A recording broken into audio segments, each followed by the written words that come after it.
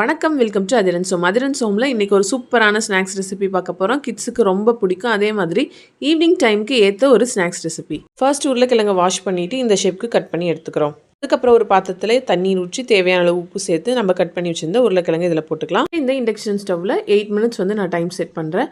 50% boil ஆகிருக்கு. இப்போ நம்ம இதை ஃபில்டர் பண்ணி எடுத்துக்கலாம். கொஞ்சம் நேரம் ஆற போட்டுருங்க.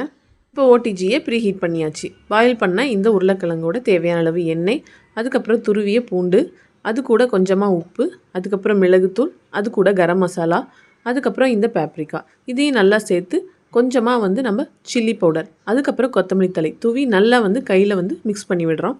பாருங்கள், இந்த அளவுக்கு மிக்ஸ் பண்ணி எடுத்துக்கலாம். ரெடி பண்ணி வச்சிருந்த உருளைக்கிழங்கு ட்ரேயில் ஒன்றா நீட்டாக அடுக்கி ப்ரீ ஹீட் பண்ண இந்த ஓடிஜியில் உள்ளே வச்சு டைமர் செட் பண்ணிடலாம். Timer 25 minutes. நம்மளோட டெம்பரேச்சர் 180 வச்சுக்கலாம். 25 மினிட்ஸ் கழிச்சு பார்த்தீங்கன்னா சூப்பராக கிறிஸ்பியாக நம்மளோட பொட்டேட்டோ வெஜ்ஜஸ் ரெடி ஆகிடும்.